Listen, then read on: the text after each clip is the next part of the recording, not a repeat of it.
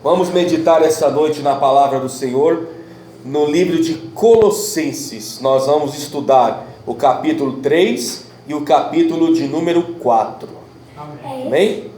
Colossenses capítulo 3, a partir do versículo 1. Eu vou lendo diretamente os capítulos e vou explicando conforme a gente for meditando. Colossenses capítulo 3, versículo de número 1. Portanto, se já ressuscitastes com Cristo, buscai as coisas que são de cima, onde Cristo está assentado, à destra de Deus. Pensai nas coisas que são de cima, e não nas que são da terra, porque já estáis mortos e a vossa vida está escondida com Cristo em Deus. Aleluia. Quando Cristo, que é a nossa vida, se manifestar, então também vós vos manifestareis com ele em glória. Mortificai, pois, os vossos membros que estão sobre a terra: a prostituição, a impureza, o apetite desordenado, a vil concupiscência e a avareza. Concupiscência quer dizer muitos pecados, que é a idolatria. Versículo 6: pelas quais coisas vem a ira de Deus sobre os filhos da desobediência. Versículo 7: mas também em outro tempo andastes, quando vos viveis nela. Mas agora despojai também de tudo: da ira, da cólera, da malícia, da maledicência, das palavras torpes da vossa boca. Não mintais uns aos outros, porque já vos despistes do velho homem com seus feitos. E vós, versículo de número 10, e vós vestistes de novo, que se renova para o conhecimento segundo a imagem daquele que criou, onde não há grego, nem judeu, nem circuncisão, nem incircuncisão, não há bárbaro, cita servo livre, mas Cristo é tudo em todos. Senhor Deus e Pai, muito obrigado, Senhor, pela leitura desses versículos iniciais do nosso estudo essa noite. Senhor, nesses minutos que nós vamos meditar na Tua Palavra, abra, Senhor, o nosso entendimento, para nós podermos absorver a boa, perfeita e agradável Palavra da parte do Senhor. E que nesse nosso estudo bíblico, nessa noite de domingo, Pai, o nosso entendimento venha a ser aberto para a honra e glória do Teu nome, em nome de Jesus. Glória a Deus. Quando nós iniciamos aqui, irmãos, Colossenses capítulo de número 3, o apóstolo Paulo, ele está falando que o crente, ele é diferente nas suas atitudes. E ele fala no versículo de número 3, que nós já estamos mortos, e a nossa vida está escondida com Deus. É claro que ele fala aqui mortos para quê? Mortos para o pecado, mortos para este mundo. Nós estamos neste mundo, mas nós não fazemos parte mais das coisas deste mundo. É claro, nós fazemos das coisas sociais, que é trabalhar, que é estudar, pagar impostos, tratar bem as pessoas, mas nós não compartilhamos de tudo que o mundo passa. A gente vem para a igreja, a gente vê quantos barzinhos, quantos lugares estão lotados esta noite, na verdade, mas nós não estamos nesses lugares. Nós estamos aonde? Na igreja. Nós viemos buscar a Deus, nós preferimos ir aonde a palavra de Deus é pregada, porque o nosso prazer está na palavra, não está no vício, não está numa bebida, não está no cigarro, não está na droga, está na palavra. E o apóstolo Paulo fala o quê? Mate o seu eu, mate as coisas que tem dentro de você, para que você possa agradar a Deus. Ele vai falar uma série de coisas, e ele fala no versículo 6 que a ira de Deus vem sobre os filhos da desobediência. Foi como o irmão Judassi falou aqui antes da minha participação, que a igreja está preparada, nós estamos preparados para buscar a Deus, mas nem todos querem buscar o Senhor, nem todos querem buscar a Deus. E a Bíblia fala que a ira de Deus virá sobre os filhos da desobediência, sobre aqueles que não querem buscar a Deus, sobre aqueles que não querem saber de Deus.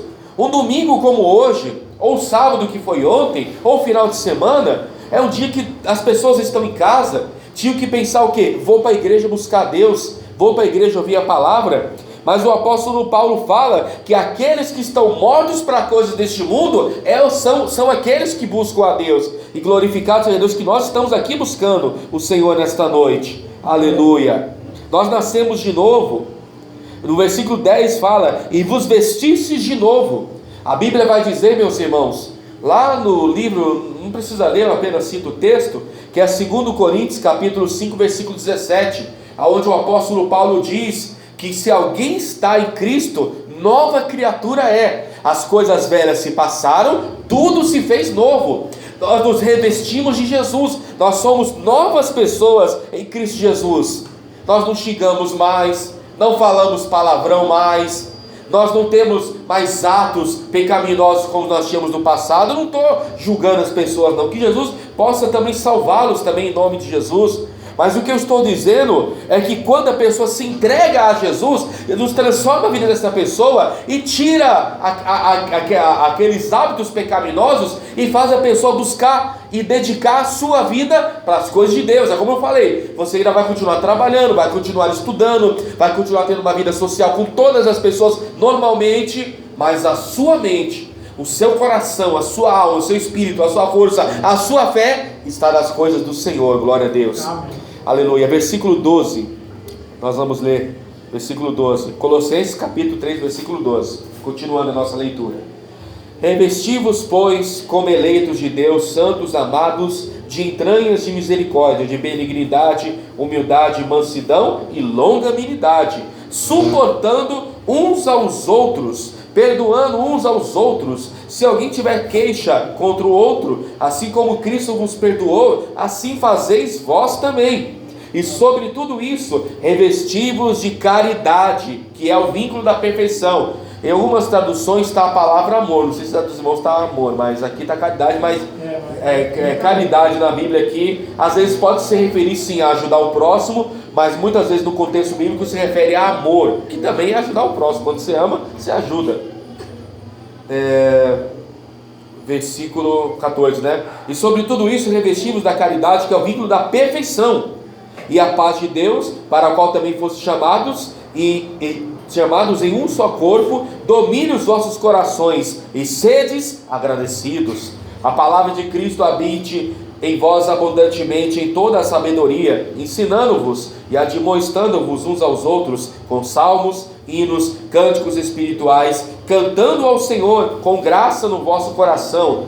E quando fizerdes por palavra ou por obras, fazei tudo em nome do Senhor, dando por ele graças a Deus Pai. Versículo 18. Vós mulheres, estáis sujeitas ao vosso próprio marido, como convém ao Senhor. Vós maridos, amai as vossas mulheres, e não vos irriteis contra ela. Vós filhos, obedecei em tudo os vossos pais, porque isto é agradável ao Senhor. Vós pais, não irriteis os vossos filhos, para que não vos percam o ânimo. Versículo 22. Vós servos, obedecei em tudo o vosso Senhor, segundo a carne, não servindo só na aparência, como também para agradar os homens, mas em simplicidade de coração, temendo a Deus. E tudo quando fizerdes, fazei de todo o coração, como ao Senhor e não aos homens, sabendo que recebereis do Senhor o galardão da herança, porque a Cristo o Senhor o servis. Mas quem fizer agravo, receberá o agravo. Quem fizer, pois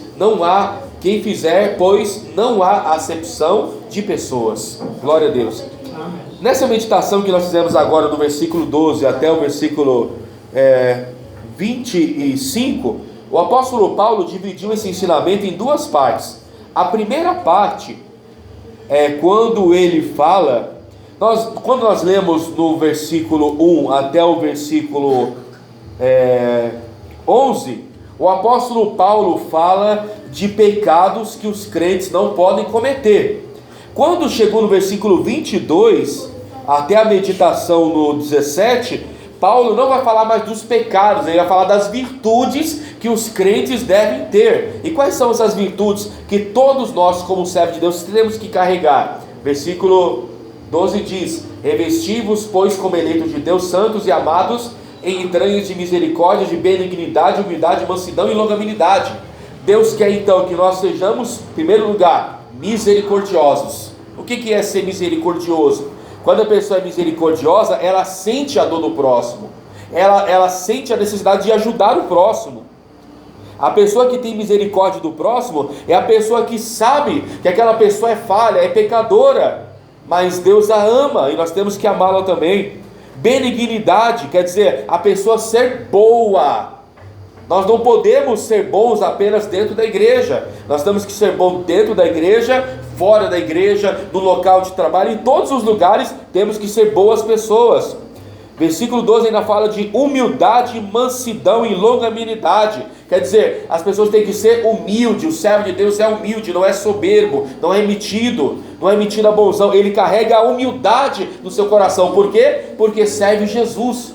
E Jesus, quando esteve aqui nessa terra, mesmo sendo Deus, foi o mais humilde de todos. A tal ponto que diz a Bíblia que ele lavou os pés dos discípulos, ele serviu os discípulos, ele serviu, ajudou as pessoas. Por quê? Porque ele servia através da humildade. No versículo 13, ele fala de perdoar o próximo, não ter queixa, não ter raiva do próximo. Nós não podemos carregar raiva no nosso coração. A Bíblia diz que se nós temos raiva, porque todo ser humano às vezes pode ficar nervoso, isso é normal do ser humano, mas o que a Bíblia diz? Se você está nervoso, não deixa que a ira se ponha sobre o outro dia. Quer dizer, você dormiu nervoso hoje, amanhã já acorde em paz. Não fica nervoso um dia, 2 dias, 3 dias, não. Você está nervoso, busca Deus e fala: Senhor, tira essa raiva, tira essa ira do meu coração, porque eu quero te agradar, não quero viver com raiva. O cristão, o crente verdadeiro não vive com raiva, vive na paz. E no versículo 14, quando ele fala revestivos de caridade, que é o vínculo da perfeição, como eu falei para os irmãos, a caridade aqui quer dizer amor. Quando a gente tem o amor de Deus em nosso coração, aleluia, nós somos, entre aspas, aos olhos de Deus perfeito, que ninguém é perfeito nessa terra, mas se nós queremos alcançar o caminho da perfeição, é amando, porque Jesus, o maior exemplo de todos que ele deixou aqui na terra, foi o seu amor. A Bíblia diz no livro de João 3,16: porque Deus amou o mundo de tal maneira que deu o seu Filho unigênito, para que todo aquele que nele crê não pereça, mas tenha a vida eterna. Aleluia, glória a Deus. E isso é João 3,16. Quando a gente lê 1 João, também capítulo 3 e também 16, a Bíblia vai dizer que Jesus deu a vida dele por nós. E nós devemos dar a nossa vida pelos nossos irmãos. Quer dizer, Jesus se entregou para nos ajudar, também temos que nos entregar para ajudar o próximo. Aleluia. Quando chegou no versículo, ainda no versículo 16, ele fala que nós temos que ter sabedoria até para ensinar as pessoas, até para corrigir as pessoas. O crente, quando vai corrigir alguém, ele não corrige gritando, com ignorância, com arrogância, envergonhando as pessoas na igreja. Irmãos, eu acredito no dom de revelação, eu acredito no dom de profecia, porque é bíblico. Mas esse tipo de revelação, que fica expondo o pecado da pessoa para toda a igreja ouvir, sabe, para constranger a pessoa, isso está por fora, isso está errado. Quando a pessoa quer corrigir alguém da parte de Deus, chama a pessoa no canto, conversa em particular, fala: irmão, você está errado nisso, nisso e nisso, se conserte nisso e nisso, tendo sabedoria. Pode ver que o versículo fala, versículo 16: a palavra de Cristo habite em vós abundantemente em toda a sabedoria. Quando a pessoa tem sabedoria, ela sabe o que falar, ela não fala sem pensar, ela pensa para falar. Aleluia. Aí quando chegou no versículo 17, antes de partir para o 18, ele fala: e quando fizerdes por palavras ou por obras, fazei tudo em nome do Senhor, sempre dando por ele graças a Deus. Igualzinho ele fala no versículo 23 também: e tudo quanto fizerdes, fazei com todo o coração, como ao Senhor e não aos homens. O que quer dizer o versículo 17 e o versículo 23? Quando a gente faz as coisas, não é que a gente está fazendo como a pessoa é Jesus, não. Nós estamos fazendo para servir o próximo. Quando a gente serve ao próximo, quando a gente se dedica para dar o nosso melhor, aí nós estamos agradando a Deus. Por exemplo, no trabalho, na profissão, quando a gente está no local de trabalho, a gente tem que dar o nosso melhor. Se a pessoa é relaxada, é preguiçosa, chega atrasado todo dia, bate o cartão do ponto fora de horário, essa pessoa está dando o seu melhor para trabalhar? Não está. Mas quando a pessoa é dedicada, ela é esforçada, ela é até abençoada no serviço, abençoada pelo patrão, pela patroa, é abençoada pelo próprio Deus. Porque quando a pessoa dá corretinho na lei dos homens, Deus também é correto com aquela pessoa. A pessoa não pode dizer, eu sou de Deus, eu sou crente, e faz tudo errado. No local de serviço mente, fica com palhaçada, fica só com piadinha sensual. Não, a pessoa no local de trabalho também tem que ter postura de cristão. O crente é crente na igreja, mas é crente no trabalho, é crente na escola, é crente na faculdade. Eu quando era jovem nos tempos de escola, eu entendi que o meu papel como crente na escola era dar testemunho lá dentro.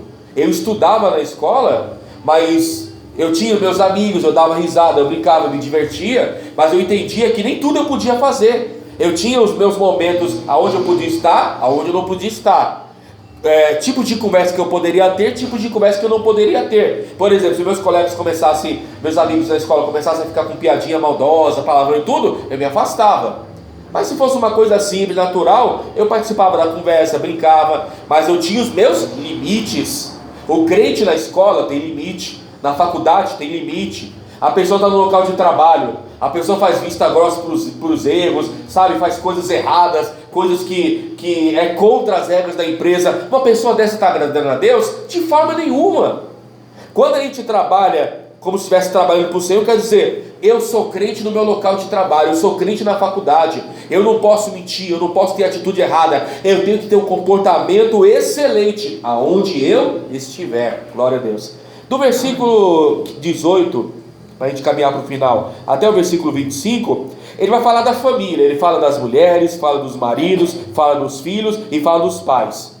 Tudo isso se resume em uma coisa: a mulher ame o marido, a esposa ame o marido ame a esposa, o pai ame o filho ame o pai, e a família viva em harmonia. Quer dizer, a família cristã, a família de crentes, a família de servos e servas de Deus é uma família que tem bons comportamentos.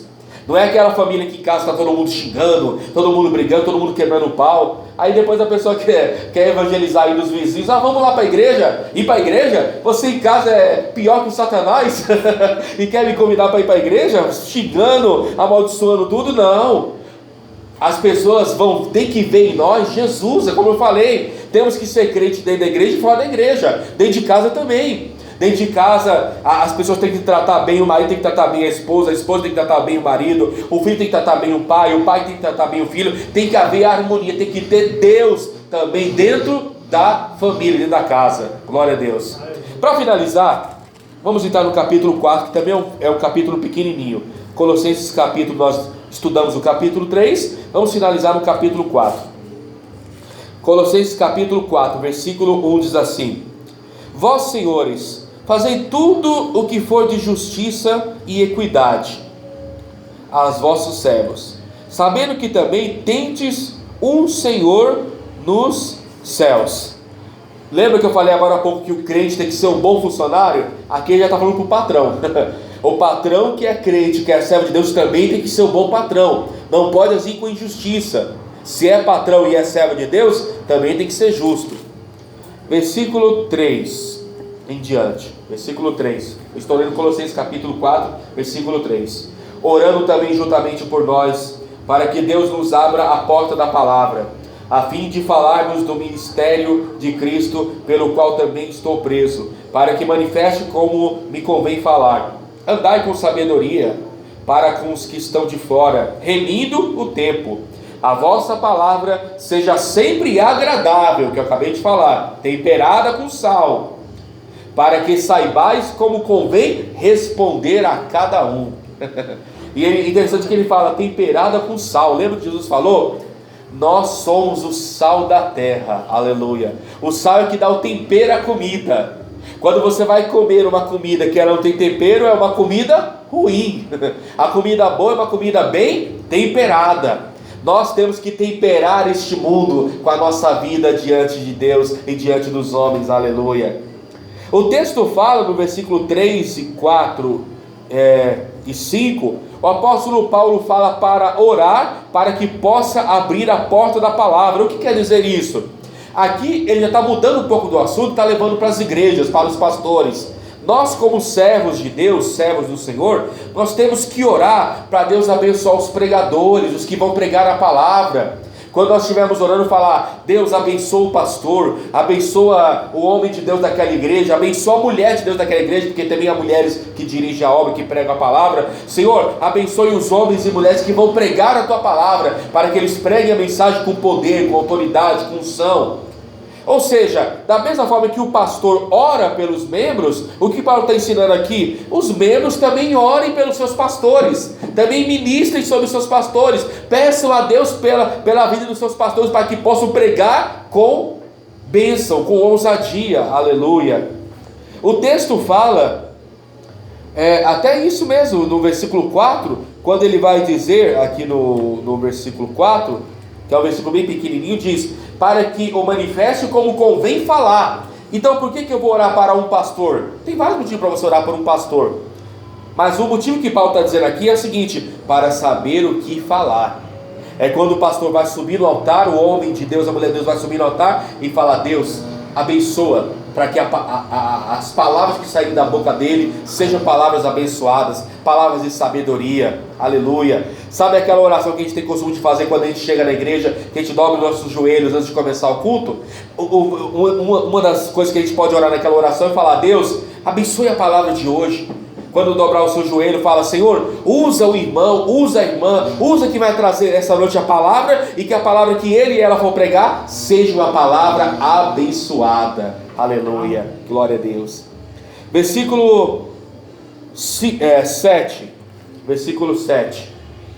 diz assim a palavra: Tíquico, irmão amado e fiel ministro, e conservo no Senhor, vos fará saber o meu estado, o qual vos enviei para o mesmo fim, para que saiba do vosso estado e console o vosso coração, juntamente com Onésimo, amado e fiel irmão, que é dos vossos. Ele vos fará saber tudo o que por aqui se passa.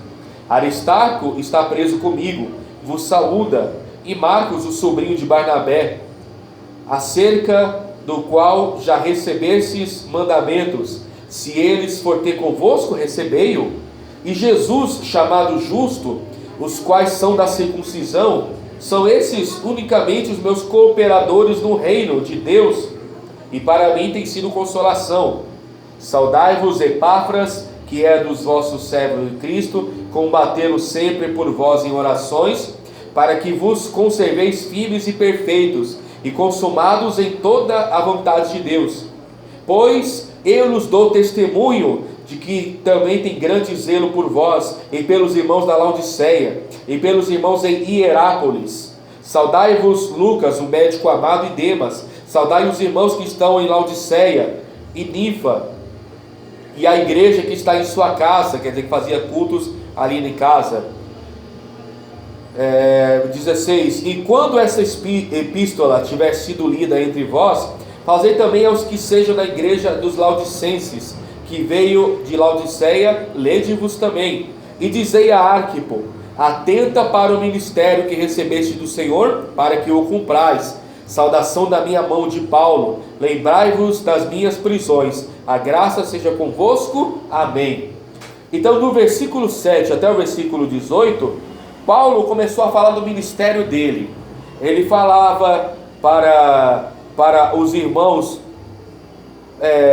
ajudarem aqueles que estavam ajudando ele no ministério, orarem por aqueles que estavam com ele no ministério, para que o Senhor pudesse abençoar. Quer dizer, Paulo tinha a preocupação que os irmãos que andavam com ele pudessem também ser abençoados, pudessem ser ajudados por Deus, para tratar eles bem, para saudar os irmãos. Quer dizer, cuide bem. Todos esses aí que ele citou eram pessoas que ajudavam Paulo, e Paulo ajudava eles, e um ajudava o outro no ministério e no crescimento da obra de Deus.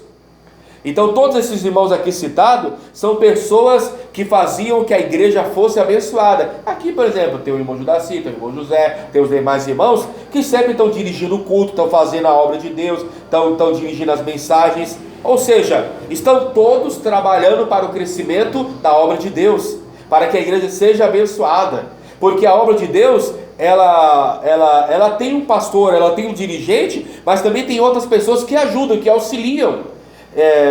Eu lembro de um livro do pastor Billy Graham, se eu não me engano, é A Segunda Vida de Cristo, esse livro dele, e ele conta, eu não lembro qual é a parte do livro que ele fala isso, que ele conta que um dos sucessos do ministério dele, e ele foi um dos maiores pastores do mundo, ganhou muitas almas, milhões de almas para o reino de Deus, foi considerado o maior, foi considerado o pregador do século. Ele fala que um dos sucessos do ministério dele é que ele sabia que tinham pessoas que oravam pelo ministério dele. Ou seja, quando ele estava pregando nas cruzadas com milhares de pessoas, tinha um grupo de pessoas que intercedia pela palavra que ele ia pregar, que ajudavam ele na mensagem. Irmãos, a pessoa que faz a obra de Deus é uma pessoa abençoada, mas que também precisa das nossas orações, precisa da nossa ajuda. Por quê? Porque o pastor, a pastora também é ser humano, também precisa da oração, para poder subir no altar e trazer uma palavra abençoada. E o interessante, agora, uma curiosidade, que é legal a Bíblia, que sempre tem as curiosidades bíblicas, né? Quando chega no versículo 16, olha que interessante, versículo 16. E quando, eu já vou terminar, tá? E quando essa epístola tiver sido lida entre vós, fazei também aos que sejam na igreja dos Laodicenses. E aqui veio de Laodiceia. Sabe o que Paulo está dizendo aqui? Leia a minha carta aos Laodicenses. A gente já viu essa carta na Bíblia? Não. Existem, irmãos, alguns livros da Bíblia que se perderam, que não entraram na Bíblia. E Paulo está dizendo o quê? Que ele escreveu uma carta para a Laodiceia. Não tem a carta de Paulo para os Efésios, que era da cidade de Éfeso, que Paulo esteve lá. Não tem a carta de Paulo aos Coríntios, que era da cidade de Corinto, que Paulo pregou. Não tem a carta de Paulo aos Gálatas, que era da cidade de Galácia. Cada carta de Paulo é para uma cidade aonde ele pregou. A não ser a carta de Timóteo, que era pessoal e tudo, mas Paulo escreveu cartas para cidades. E Paulo escreveu uma carta para a igreja de Laodiceia, mas essa carta não está na Bíblia. O que está escrito nela? Não sabemos. Saberemos um dia lá na eternidade, né? Mas essa carta ela se perdeu, e Paulo fala, quando chegar, leia a carta que eu escrevi em Laodiceia para os irmãos também. Leia essa carta. Essa carta, infelizmente, ela se perdeu, essa carta de Laodiceia. Mas, irmãos, ainda que essa carta de Laodiceia tenha se perdido, a palavra de Deus está nas nossas mãos e jamais se perdeu, aleluia. Os 66 livros que estão na Bíblia não se perderam, estão aqui, diante de nós, aleluia. E vai finalizar o texto com uma segunda curiosidade também, é no versículo 18. O que Paulo quis dizer quando ele fala, saudação da minha mão de Paulo, lembrai-vos das minhas prisões? O que Paulo quis dizer com isso? Saudação da minha mão? Como assim? Existia algum irmão desses que ajudava Paulo chamado mão? Não. Irmãos, Paulo, algumas cartas, alguns textos ele escreveu na prisão. Em alguns momentos, Paulo pediu para algumas pessoas escreverem para ele algumas cartas. Mas teve algumas que o próprio Paulo escreveu. Então, quando ele fala saudação da minha mão, Paulo está dizendo o quê? A minha própria mão que escreveu essa carta. Essa eu não pedi para nenhum dos irmãos que me ajudam a escreverem. Eu mesmo escrevi e eu mesmo enviei. Quer dizer, é uma carta autêntica de Paulo. As outras também são. Mas como Paulo ele era prisioneiro, ele ia ditando e a pessoa escrevendo, né? Essa aqui foi o próprio Paulo que escreveu. E ele finaliza com a grande bênção. Lembrai-vos das minhas prisões, quer dizer, ore por mim quando eu estou preso, porque Paulo estava passando por prisões naquela época.